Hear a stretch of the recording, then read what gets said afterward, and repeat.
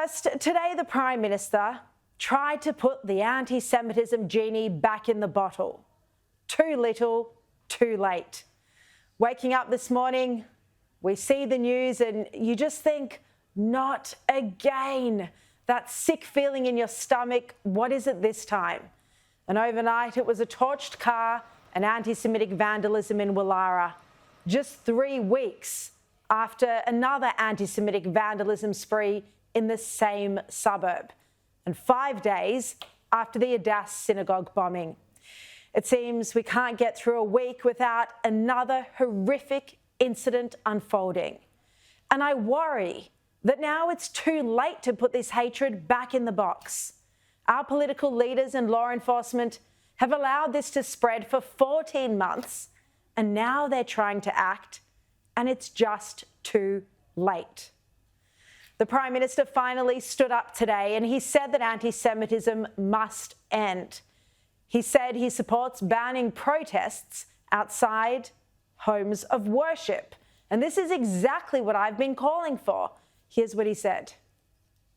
We need an end to anti-Semitism. It is evil. It diminishes us as a nation. I unequivocally condemn these shameful acts of violence aimed at the Jewish community. I certainly support the banning of demonstrations outside any place of worship. So this is Albanese trying to put the genie back in the bottle after allowing anti-Israel hatred to spill over into anti-Semitism for 14 months.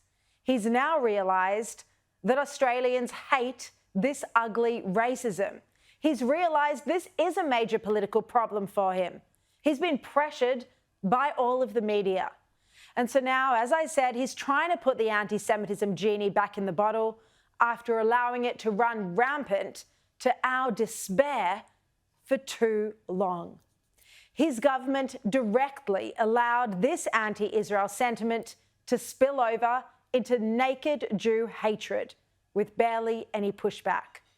And his government is still, even as we see F Israel spray painted on torched cars in Jewish areas, his government is still perpetuating this anti-Israel message. Penny Wong inflames tensions and heightens the temperature, emboldening the pro-Palestinian activists with her constant criticism of Israel.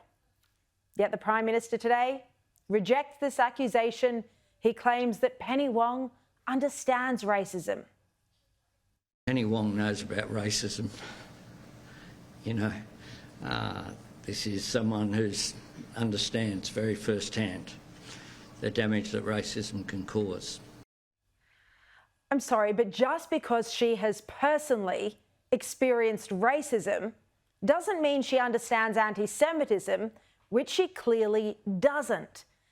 As Dave Sharma, Liberal Senator, said here last night, her provocative anti-Israel rhetoric is only making this crisis worse. Simply condones and encourages the sort of anti-Israel sentiment we've seen on the streets, which is becoming very quickly anti-Semitic and anti-Jewish as well. So I think it was a particularly ill-timed intervention by the Foreign Minister, and I think she should be much more careful with her language, given she is Australia's chief diplomat. Well, Albanese there rejecting those comments from Dave Sharma and others. The Prime Minister today also wouldn't admit that we're in an anti-Semitism crisis. He was directly asked that question. And he again spoke about going to a bar mitzvah and Shabbat, as if he's only just found out about these Jewish traditions. On Saturday, I visited a synagogue, went to my first bar mitzvah there in Perth. There was a criticism I've seen that we didn't go with media. It was Shabbat, out of respect for the Jewish faith. And he first made that bar mitzvah comment when he turned up to the site of the terror attack. And it was one of the very first things he said, instead of expressing sorrow for what the community there is going through. I went to my first bar mitzvah on Saturday. I mean, come on. Day in, day out, for months, we've been begging for leadership on social cohesion on anti-Semitism. Holocaust survivors in Josh Frydenberg's documentary implored Albanese to act. That was 5 months ago. But now anti-Semitism is well and truly out of the box. It's exploding. And finally, the Prime Minister knows he has to stop it. But how do you stop it at this point? I truly don't know. And I have to say, it made my stomach turn when I first saw this pro-Palestinian Prime Minister, who's made horrible accusations against Israel his entire career, standing in the Holocaust Museum for a political press conference, for political point scoring. It really made me feel uncomfortable, even queasy. But I know the Sydney Jewish Museum is the best place for those who need an education on anti-Semitism, and boy, Albanese certainly does. After touring the Holocaust Museum, he finally took the right tone. But he took a very different tone at a private Labor function, and he was caught on tape boasting about making the Jewish community even more upset, as he went on to flag further changes in Australia's Israel position, and I presume this will be at the United Nations, possibly overnight tonight. This is what Crikey Daniel Seed reported. He said in an audio recording heard by Crikey, Albanese said, "Some people have got a bit upset. They'll be more upset by Thursday," signalling a future announcement on Australia's position on the conflict. The Prime Minister said there was criticism from a leader on the other side of the world about our stance in the Middle East, but that we make no apologies for standing for two states in the Middle East, the right of Israel to exist and the right of Palestinians, after which he received strong applause in the room. And then Crikey also reported this, and I quote, "A source in the room told Crikey that every staffer in the room winced as Albanese declared an apparent new position on Palestine on stage at the event." Wow. At the same time that the Prime Minister tries to make amends with the Jewish community for his disregard for rising anti-Semitism, his Foreign Minister and his government is still demonising Israel. And he turns up in an event and says that we're going to all be even more upset. Caught on tape saying it. So at the same time as these anti-Semitic attacks are happening, the Albanese government appears to be continuing its campaign of aggression towards Israel. And here's another shocking example. I can exclusively reveal that the Albanese government is officially asking many Israeli visitors to Australia if they've committed war crimes. It's outrageous.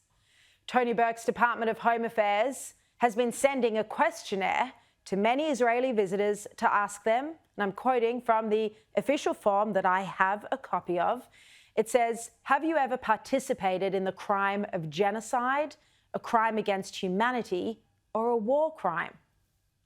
And then there's a section where you can write details of your involvement in war crimes and who issued the orders to commit these war crimes. It also asks in the form, have you ever been a witness of war crimes or a crime against humanity? Have you ever participated in a war or armed conflict in any way? And it asks again for details and leaves space for how the individual was involved. This is just someone wanting to visit Australia. This question as well, have you ever participated in any physical or psychological abuse against prisoners or civilians? Have you ever participated in the capture of civilians in a war or an armed conflict? And DFAT is also asking for full details, Home Affairs, not DFAT, is also asking for full details of military training and service to the army. Now, this form isn't specific to Israel. It can be sent to any country where the department feels that it needs more information about a person's military service. But the issue is, in Israel, military service is compulsory for all young Israelis. And people who often travel from Israel to Australia and have done so for years, they've never had to fill this out before. Now they're being asked to. Now, many people have contacted me about this, but one family in particular has a terrible story. An Australian Holocaust survivor will celebrate her 100th birthday in a few weeks' time. And she wanted to be surrounded by her children, her grandchildren, and her great-grandchildren. But some of them live in Israel, and 2 family members have not been granted visas to enter Australia because of their military service in the Israeli Defence Force. Again, it's compulsory for all young Israelis. So this Australian Holocaust survivor, her 21-year-old great-granddaughter, didn't get a visa and then has had to now go back to the army. Her leave ran out. She may never get to see her great-grandmother again. At 100, you just don't know how much time you have left. Now, the second family member is currently stranded in Thailand. He's been there for 2 weeks. The family has been frantically calling Tony Burke's office to no avail for weeks now. They're left in limbo. So Albanese stands up at the Holocaust Museum to speak about anti-Semitism today, but this is how his government is treating a Holocaust survivor who's an Australian citizen. At the very moment the Albanese government claims that it cares about anti-Semitism, it's asking visitors from Israel if they've committed war crimes. This is an inconsistent and contradictory position that shows the extent of their moral confusion. The Albanese government is still acting in a hostile way, depriving a Holocaust survivor of spending her 100th birthday with her family. Now, today, Albanese walked and he spoke alongside little shoes and items of clothing left behind by Jews killed in the Holocaust. He used the Holocaust Museum for political purposes. He needs to back up his serious and solemn words with action. He needs to stop demonizing Israel and Jewish families.